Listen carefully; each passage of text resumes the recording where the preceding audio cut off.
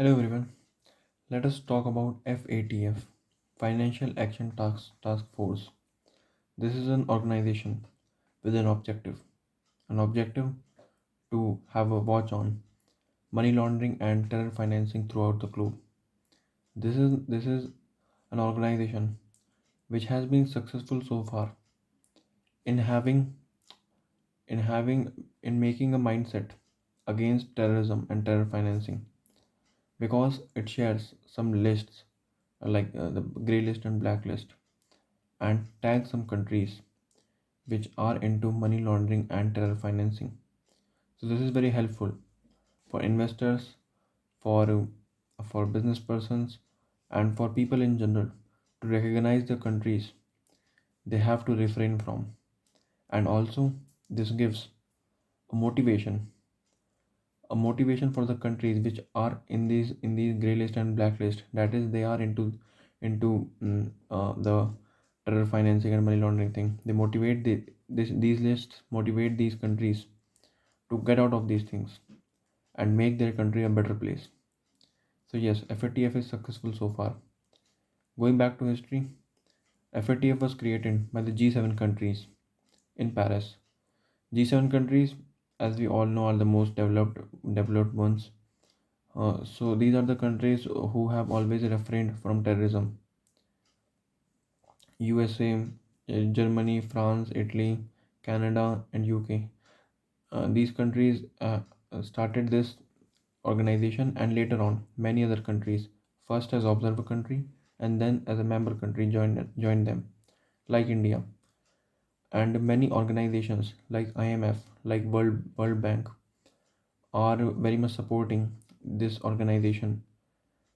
Like for example, if a country falls in the gray list or blacklist, then IMF will refrain from giving loan.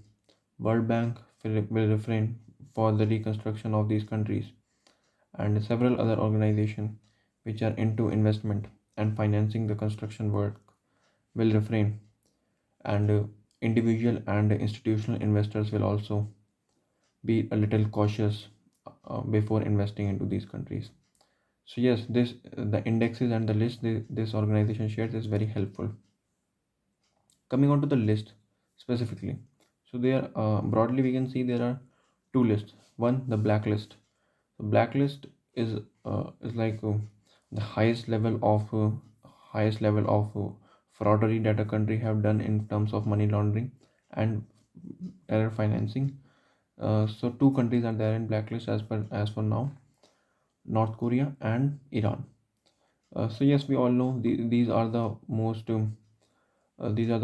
bad guys countries throughout the globe, because these are the countries where most of the human rights violation and money laundering and corruption and terror financing and also the also the enrichment of also that enrichment of terror organizations are also done in these countries. So yes, these are kept in the blacklist. That means that every one, whether an institution or an individual or an international organization, will refrain, will think a thousand times before investing or having any coordination with with these countries. So yes, as we all know, North Korea dictatorship, Iran another dictatorship. These are very much governed by the extremist powers, and who are very much pro kinetic war ideology.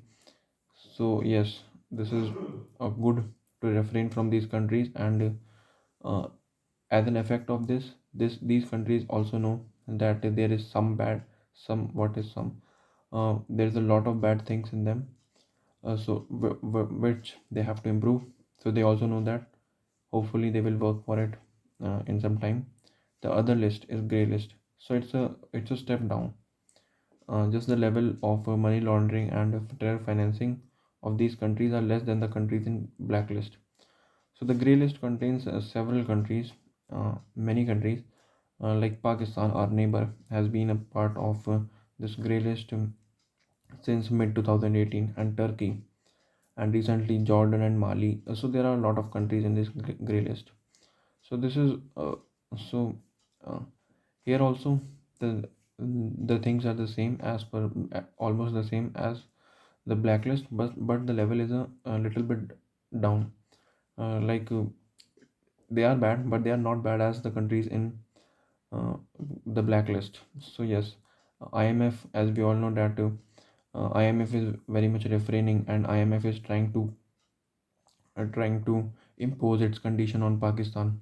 So this is so the Pakistan being in the grey list has been a major reason for that.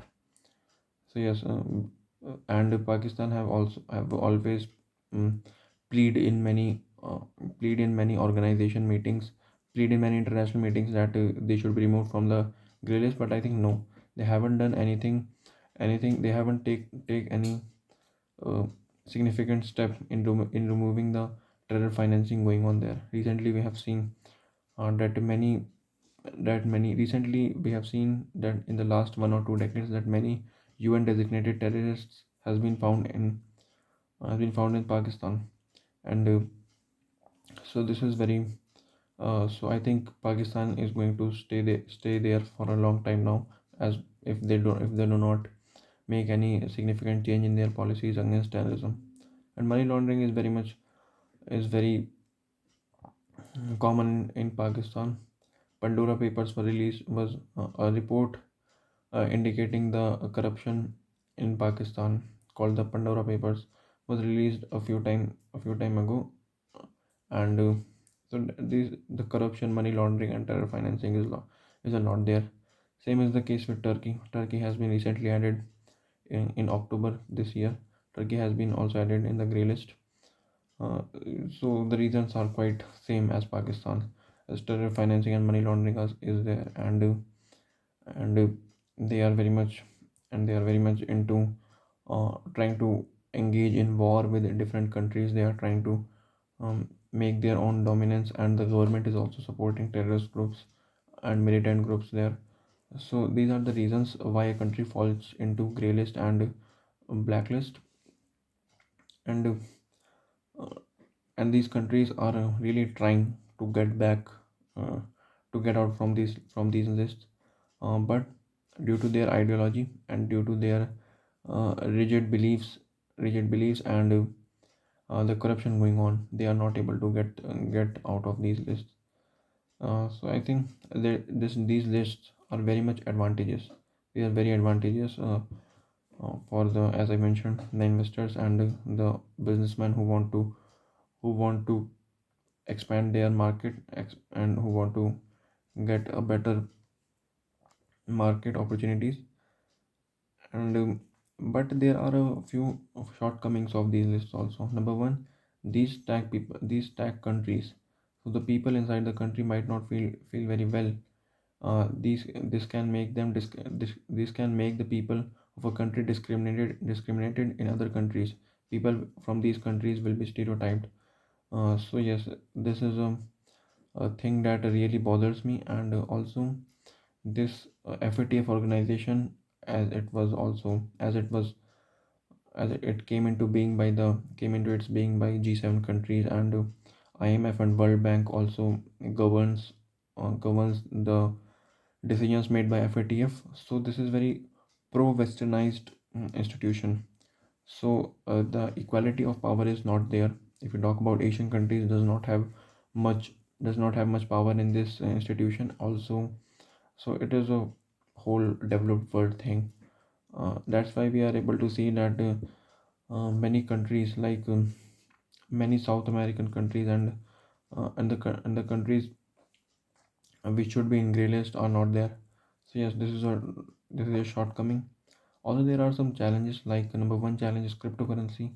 Due to cryptocurrency, money laundering and trade financing has trade financing both have benefited, both have uh, been increased, because in cryptocurrency money transfer is very much easy because internet is open, and anyone can send money in terms of crypto through internet.